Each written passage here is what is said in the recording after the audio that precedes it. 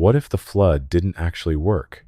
That's the uncomfortable conclusion hiding in plain sight across ancient texts, archaeological records, and the genealogies most people skip over in their Bibles.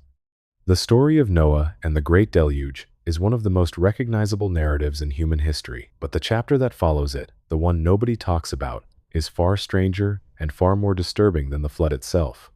Because the Nephilim were supposed to be gone.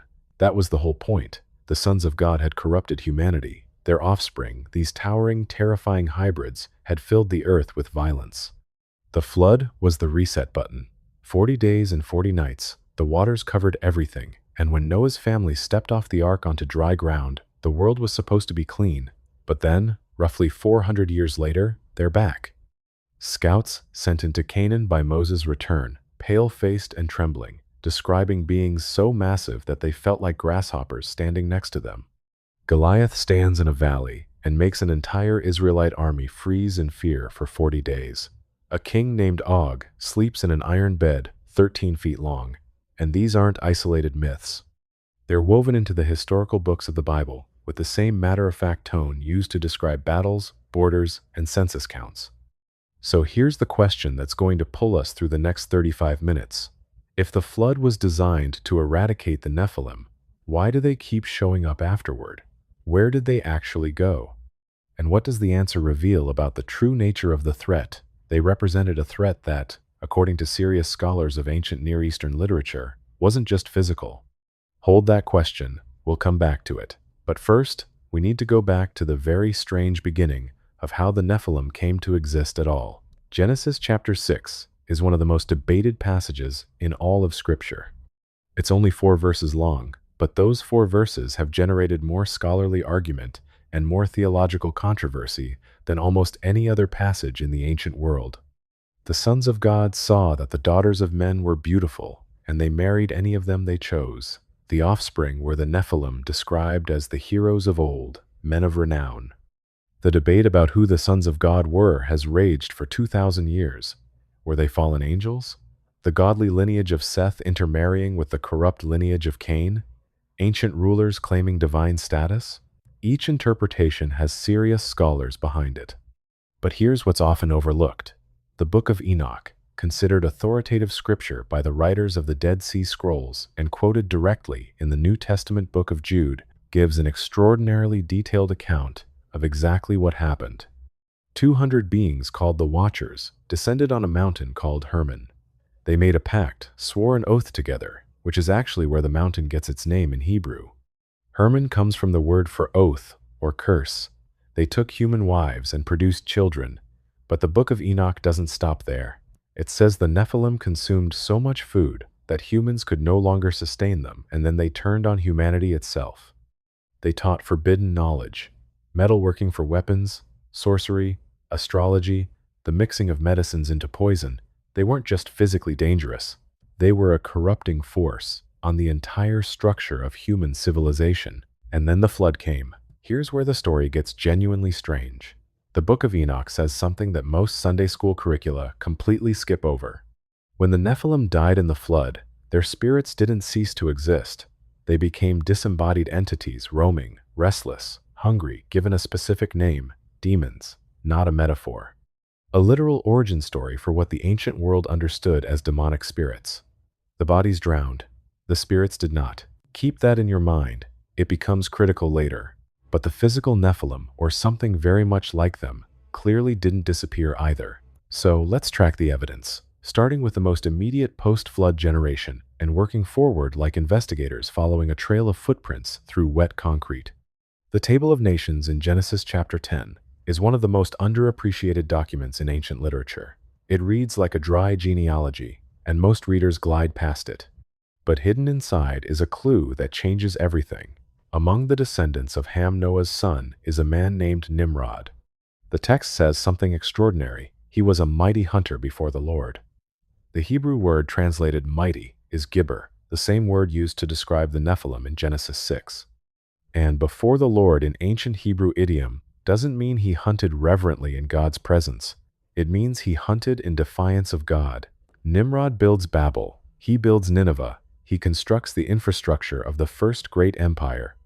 Ancient Jewish tradition recorded in texts like Pseudo-Philo and referenced by Josephus identifies Nimrod as a figure of almost supernatural power and ambition, possibly a giant, possibly the architect of the Tower of Babel project, which wasn't just about building tall, it was about reopening the cosmic boundary the flood had closed.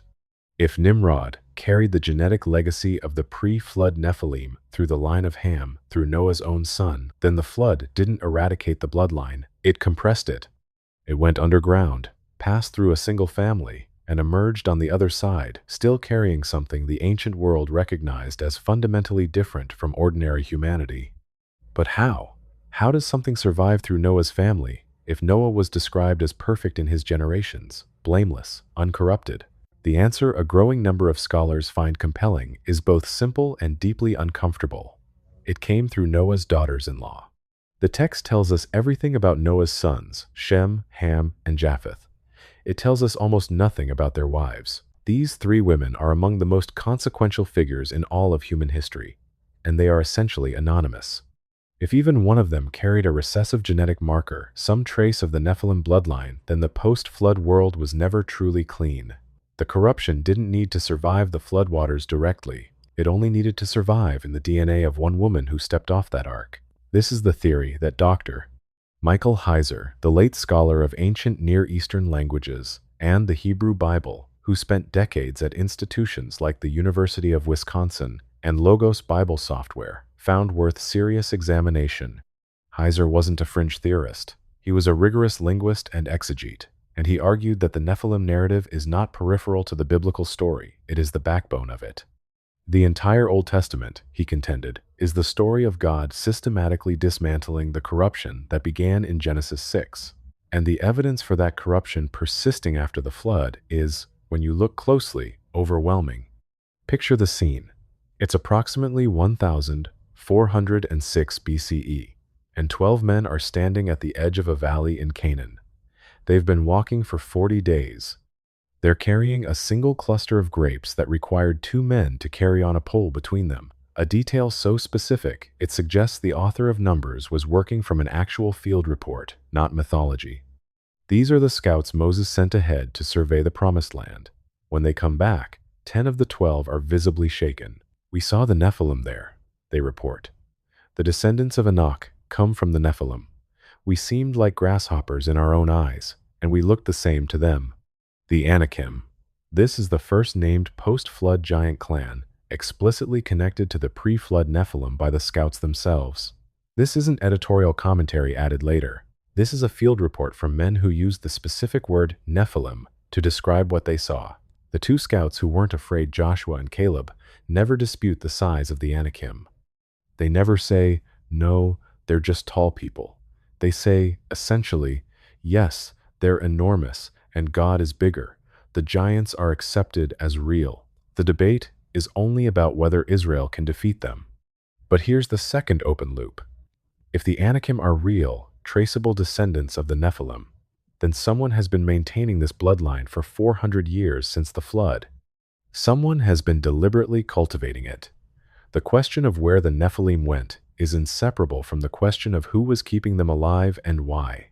The Anakim were centered in Hebron, specifically in a city called Kiriath Arba, named after Arba, described in Joshua 14:15 as the greatest man among the Anakites. 3 of Arba's descendants, Sheshai, Ahiman, and Talmai, are still living in Hebron when the Israelites arrive. Joshua drives them out, destroying the Anakim in the hill country, in Hebron, in Debir, in Anab. Then comes a verse most readers miss entirely. No Anakites were left in Israelite territory, only in Gaza, Gath, and Ashdod did any survive. Gaza, Gath, Ashdod, 3 Philistine cities. Fast forward approximately 350 years. A young shepherd from Bethlehem walks into the valley of Elah, carrying a sling and 5 smooth stones. Facing him is a Philistine warrior from Gath, one of the 3 cities where the Anakim survived. His name is Goliath. He stands 6 cubits and a span tall, approximately 9 feet, 9 inches. His armor alone weighs 125 pounds. The tip of his spear weighs 15 pounds. Goliath is not presented as legend or metaphor. He's presented with the same documentary precision, as every other military encounter in Samuel equipment cataloged, challenge quoted verbatim, death described in clinical detail, and when David kills him, the story doesn't end there, because Goliath had brothers. 2 Samuel chapter 21 lists 4 of them, all described as descendants of Rapha, a figure whose name in Hebrew is directly related to the word Rephaim, another giant clan, another post-flood manifestation of something that was supposed to be gone. One of Goliath's brothers had 6 fingers on each hand and 6 toes on each foot. These are not generic big people. These are beings with specific, documented physical anomalies, marking them as something outside normal human variation. Now here's where the story shifts from historical investigation to something more unsettling.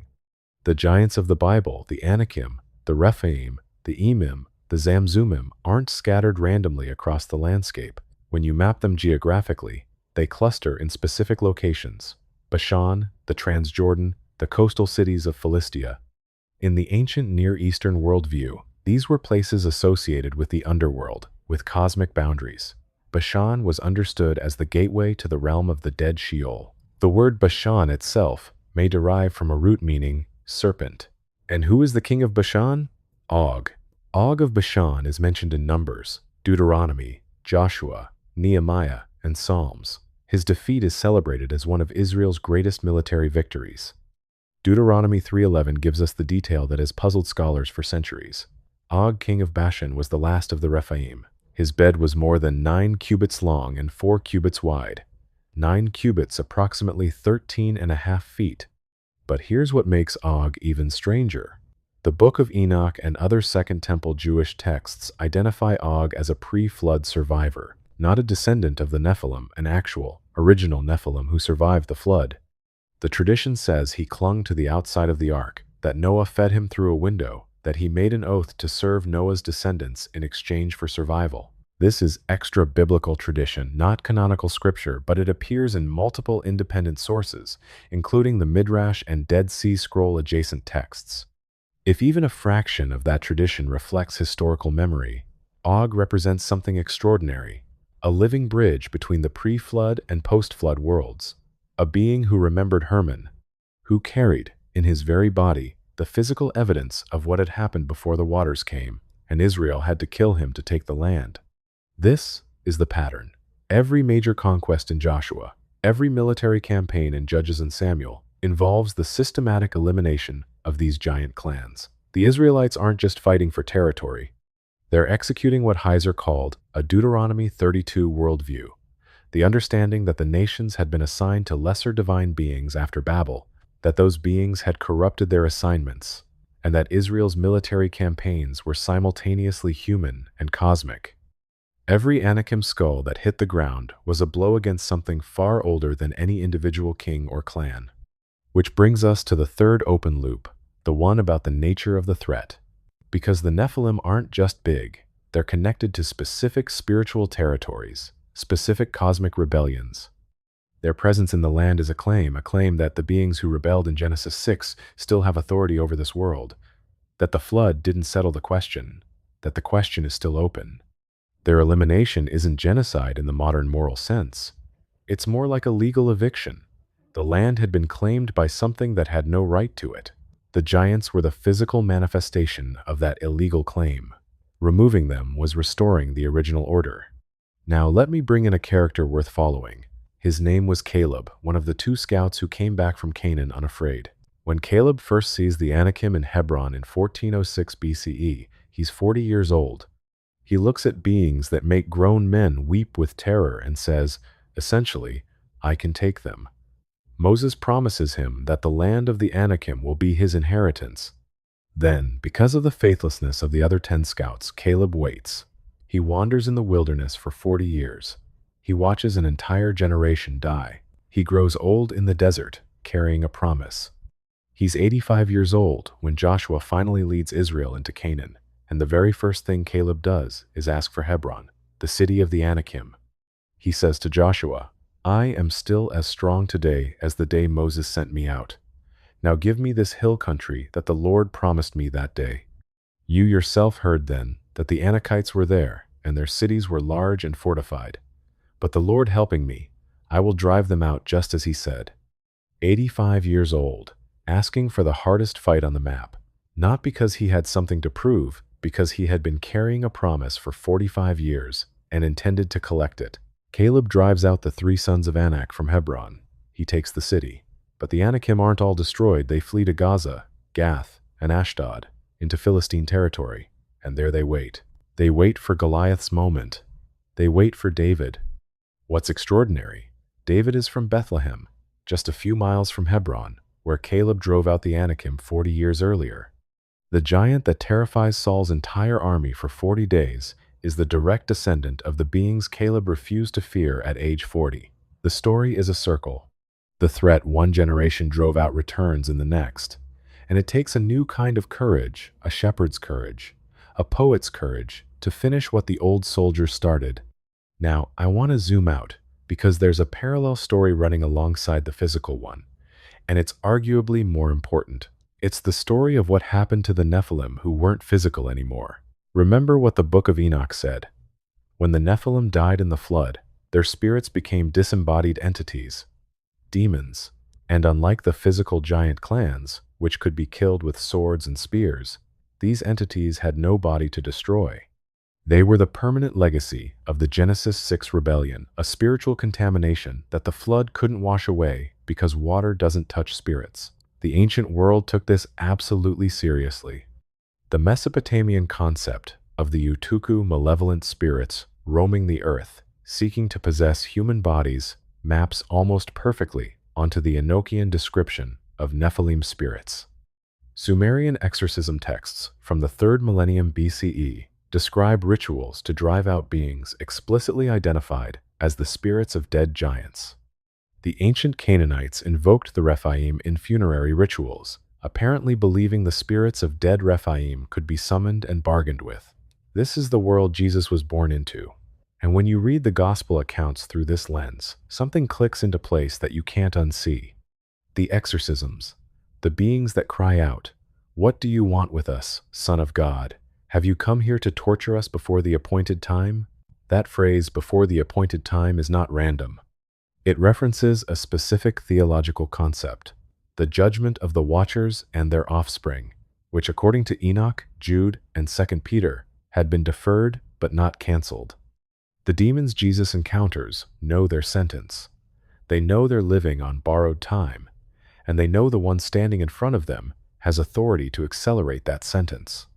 When Jesus sends the demons into the herd of pigs in the region of the Gerasenes, a region in the territory of ancient Bashan, the land of Og, and the pigs run into the sea and drown, the imagery is unmistakable to anyone steeped in the ancient worldview. The spirits of the Nephilim, who died in a flood, are sent back to the water. The cosmic story is being replayed deliberately on a smaller scale. Jesus is doing in one afternoon what the flood did in 40 days, and doing it with authority, not just with water. This is what Heiser meant when he said the Nephilim narrative is the backbone of the biblical story. It doesn't end in Genesis 6. It doesn't end with the flood. It runs all the way through to the exorcisms, all the way to Revelation's description of the final judgment of spirits imprisoned since the days of Noah. What's your own sense of how this changes the way you read the Gospels? For a lot of people, the exorcism accounts feel like the strangest, most difficult parts of the New Testament. But when you understand the Nephilim background, when you know what the ancient world believed those spirits were and where they came from, those accounts suddenly have a coherence, a historical depth, that makes them feel less like isolated supernatural events and more like chapters in a very long story. Drop your thoughts in the comments. Now let's talk about something most treatments of this subject avoid: what the Nephilim were actually trying to accomplish. The standard framing treats the whole thing as almost accidental, a cosmic mistake that got out of hand. But the Book of Enoch and the Dead Sea Scrolls text, called the Book of Giants, and the ancient Mesopotamian texts that parallel them, suggest something far more intentional. The descent of the Watchers wasn't random lust. It was a strategic incursion. They were attempting to corrupt the human bloodline so thoroughly that the promised seed of Genesis 3:15 could never come, that there would be no line through which a fully human Redeemer could be born. If the Nephilim had succeeded in fully corrupting the human genome, if Noah hadn't been perfect in his generations, there would have been no lineage from which Jesus could be born. The incarnation would have been biologically impossible. The corruption of humanity wasn't just an attack on people. It was an attack on the plan of redemption before the redemption could happen. After the flood fails to fully eradicate the problem, the strategy shifts. Instead of corrupting the entire human race, the corruption focuses on a specific target, the land of Canaan, the territory God promised to Abraham, the land through which the Messiah's lineage must pass. The Anakim and the Rephaim aren't scattered randomly across the ancient world. They're concentrated precisely in the land Israel needs to possess. They're a supernatural barrier between the people of God and the fulfillment of the promise.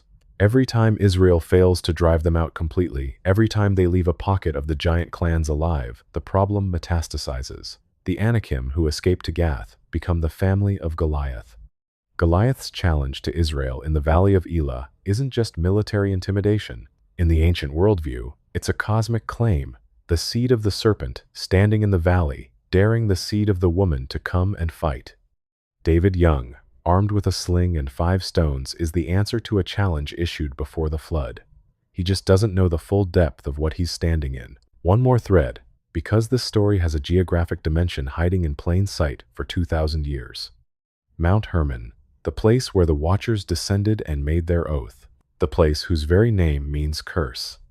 In the ancient world, Hermon was the cosmic mountain, the meeting point between heaven and earth.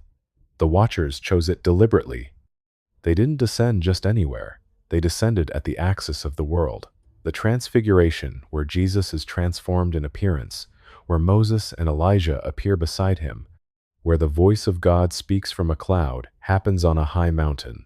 Ancient tradition, going back to at least the 3rd century, identifies that mountain as Hermon, the same mountain where the Watchers descended, the same mountain where the cosmic rebellion began. If that identification is correct, Jesus is standing at the exact location of the original transgression and declaring in the most dramatic possible terms that the authority claimed there is being reclaimed. Moses represents the law, which the Watchers violated. Elijah represents the prophets, who spent centuries calling Israel back from the corruption the Watchers introduced. And Jesus stands between them, blazing with divine light on the mountain where it all started. The story has been building to this moment since Genesis 6. Most people read the Transfiguration as beautiful and mysterious, with no context. When you have the context, it's something else entirely. It's a declaration of victory, announced before the final battle. Now let me bring Caleb back one last time, because his story has one more thing to teach us. Caleb was a Kenizzite, not a full-blooded Israelite by ancestry.